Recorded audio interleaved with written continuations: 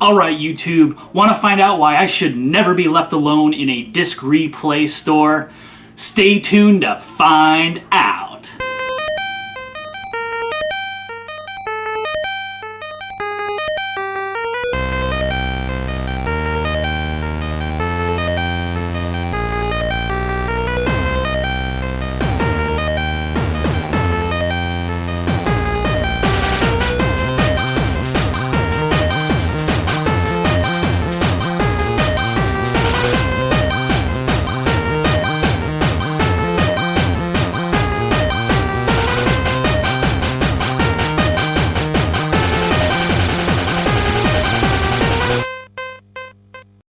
Hello again YouTube, Nate here, Old School Otaku with another pickup video.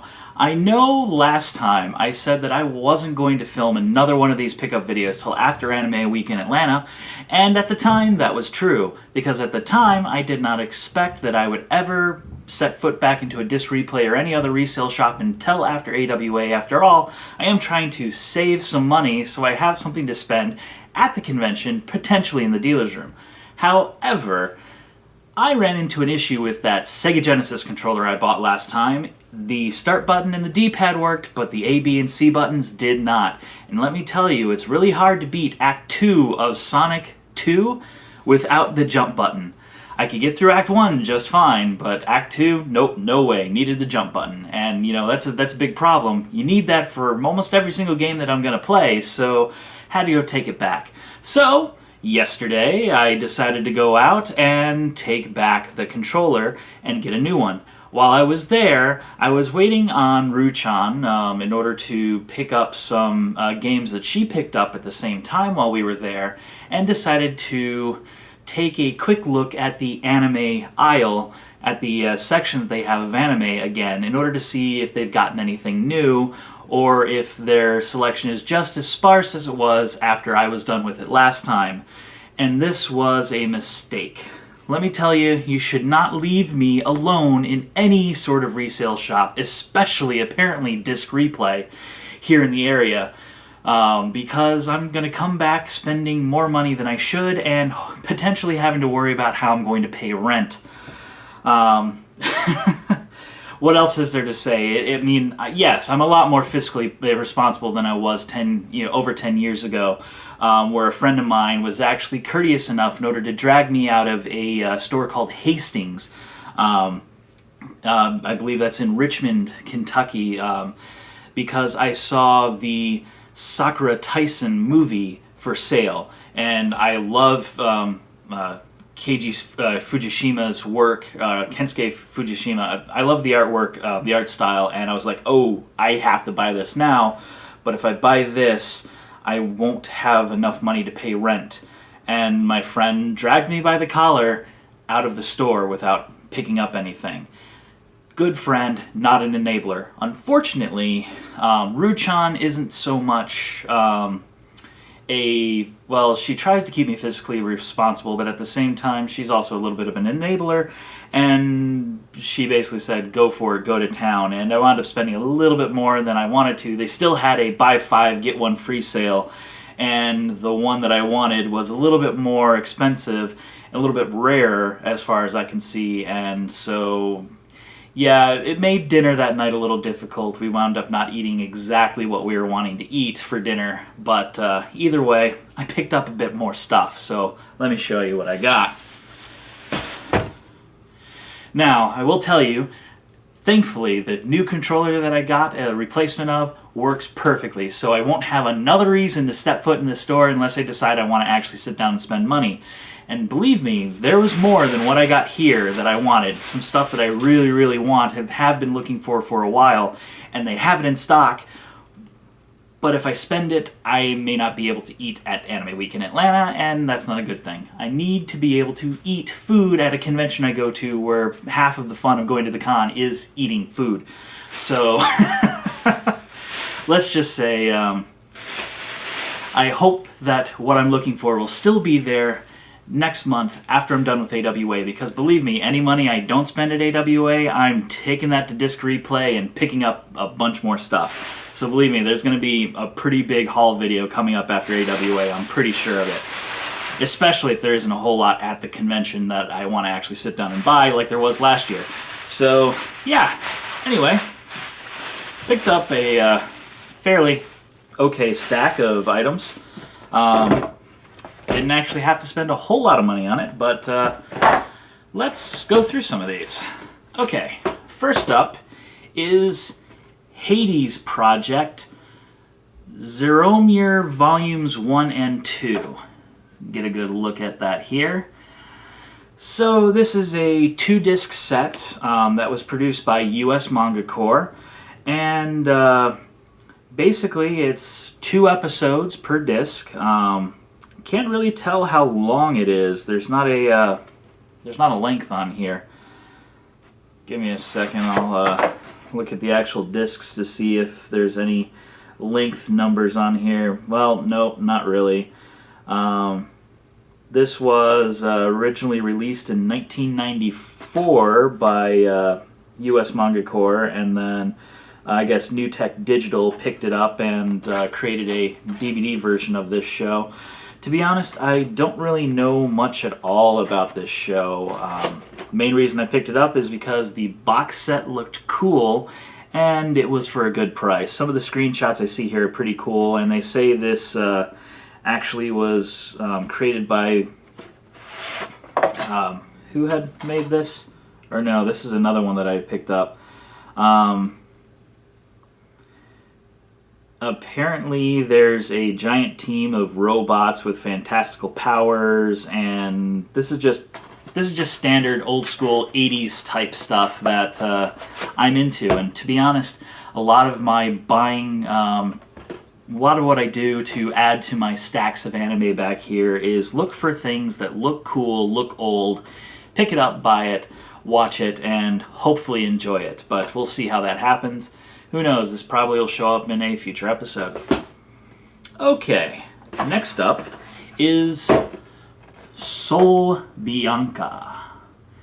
Now, I have some experience with Soul Bianca.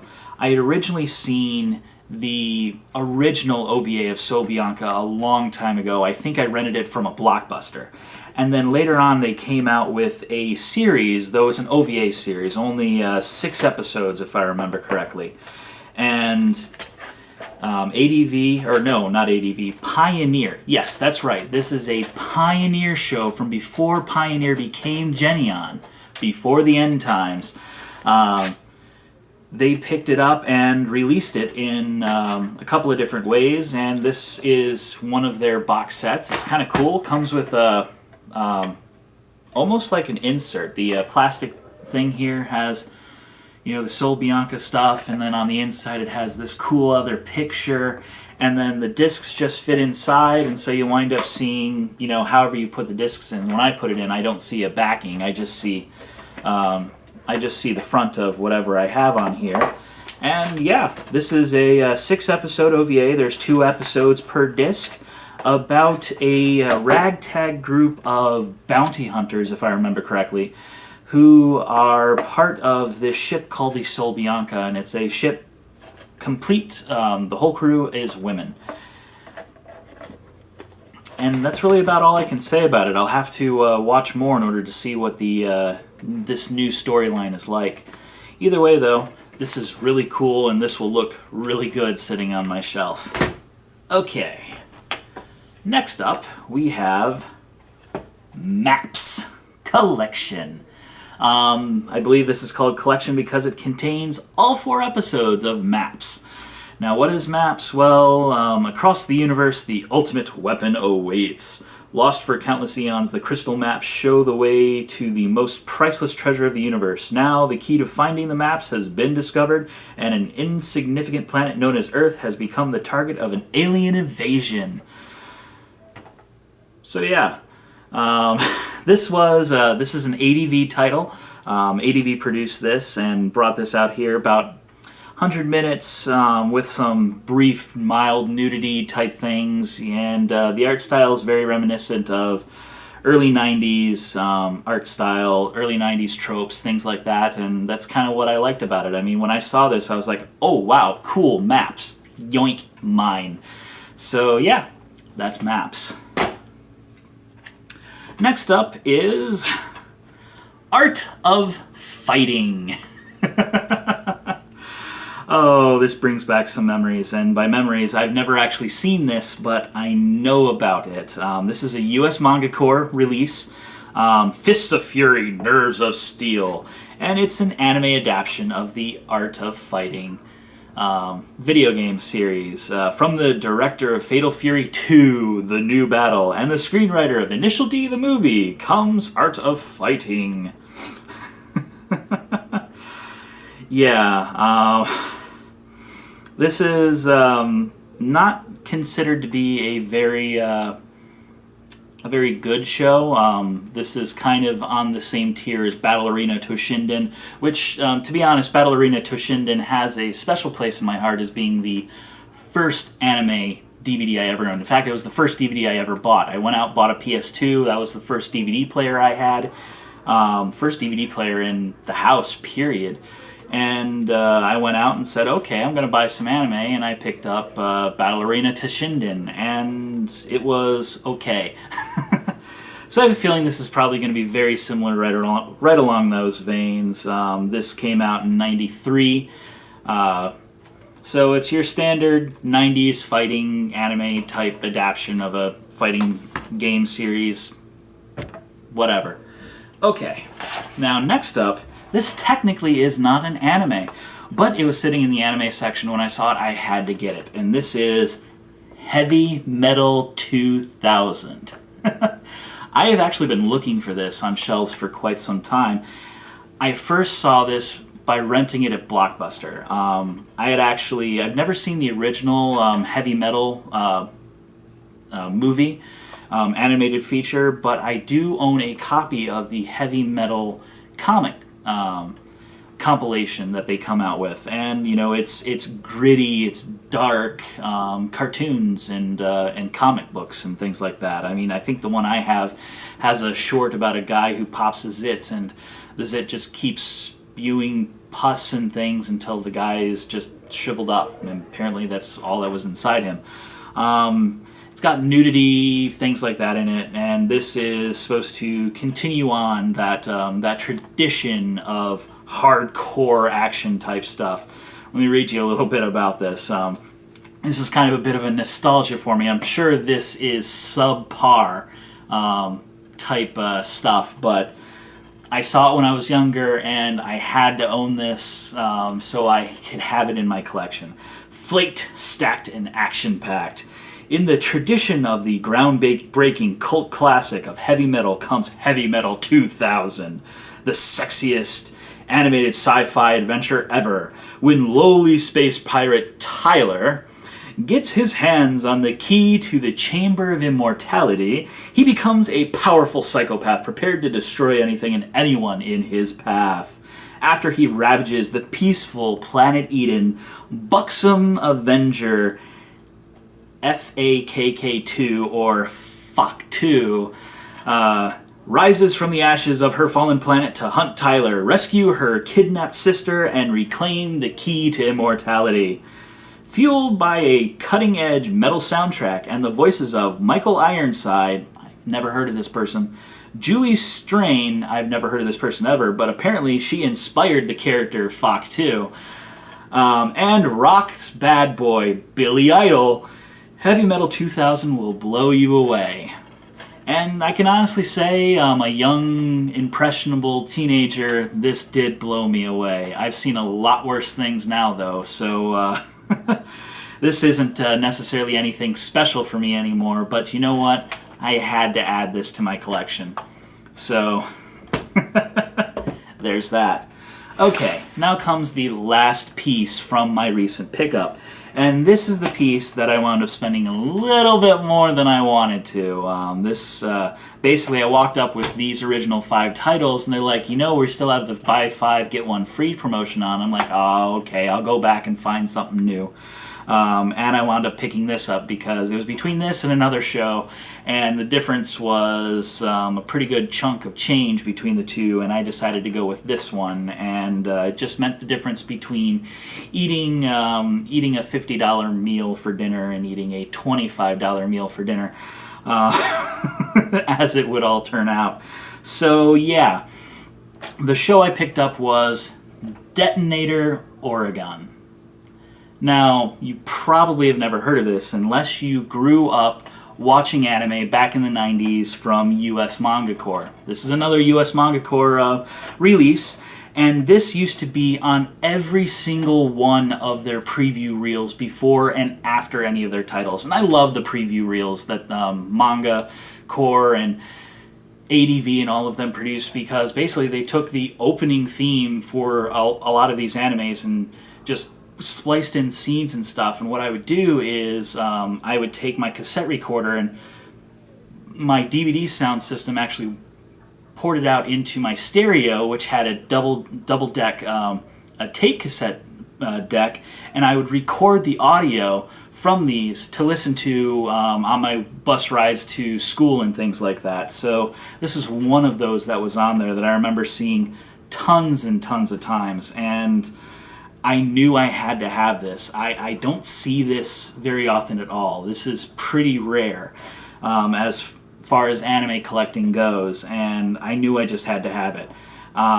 I don't know much about it. Pretty much what I know is what's written on here, and this is from the director of Fatal Fury, the motion picture. Well, you seem to remember that this was this Art of Fighting was from the director of Fatal Fury 2, The New Battle, so there's a little bit of that. But at the same time, in the two-fisted tradition of Ultraman, from Masami Obari, Fatal Fury, the motion picture, Battle Arena Toshinden, two shows that I've already talked about that were kind of okay, and Bubblegum Crisis. Bubblegum Crisis is a really good show, and so you get to see some information here. If it weren't for the horrific dreams, Tomaru would be having the time of his life, cutting classes and playing video games. But an alien intelligence has invaded his mind and is about to plunge him into an interstellar war. Battleships are headed for Earth, and Tomaru's psychic link is humanity's only hope. So yeah, that's what this is supposedly all about. I've never seen this myself, and I've been wanting to see it. Typical old school, late 80s, early 90s stuff, I believe. Yeah, the original Japanese version of this came out in 1991, so it's got your standard brief nudity, violence, things like that. This is another one of those types of shows that were often touted as, this isn't your child's anime, this is anime, this isn't cartoons, this is hardcore stuff. You know, that type of stuff, and that's what this is. And as far as my pickups go, this is kind of the pride of my most recent pickups. I'm glad I bought this, and honestly it was worth a downgraded dinner, in my opinion, and hopefully in Ruchan's opinion as well. So that's the end of this pickup video. You've now seen what I've gotten. This gets added on to my giant stack back here. Hopefully I can get some shelves to make this look a little better in the future. But hey, either way, this is some more stuff to add in, and hopefully I'll get a chance to watch this and review it sometime down the road. Either way, this is Nate, signing off.